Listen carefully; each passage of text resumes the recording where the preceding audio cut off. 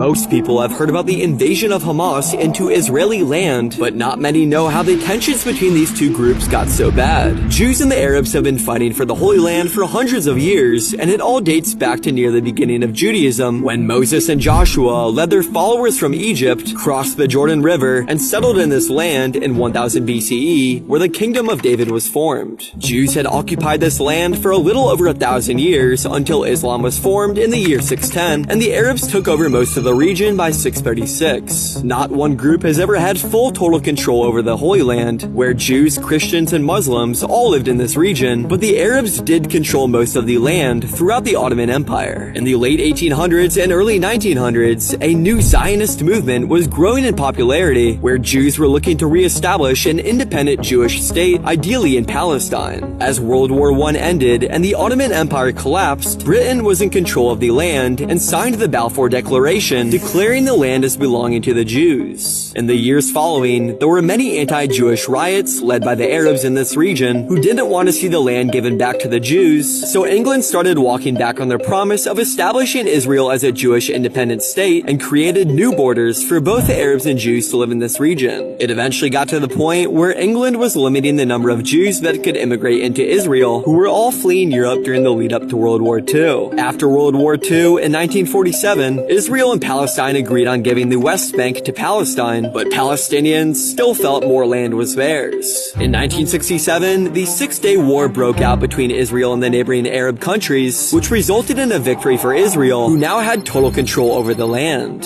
Palestinians still lived in the West Bank and Gaza Strip, but now Israel had military control over these regions in an attempt to maintain peace. This gave rise to the PLO, which is the Palestinian Liberation Organization, whose mission was to end Israeli military occupation in the Gaza Strip and West Bank, and also the more extreme group known as the Hamas, which has been labeled as a terrorist organization by virtually everyone other than the United Nations, whose main goal is to fully wipe out Israel and all the Jews. That brings us to today, where the Hamas in the Gaza Strip just entered Israel in the Kerem Shalom crossing, breaching the border fence and attacking the military base there. Hamas then passed through the Erez crossing and into Israeli towns with not much resistance. Hamas says these attacks are only the beginning of a long war.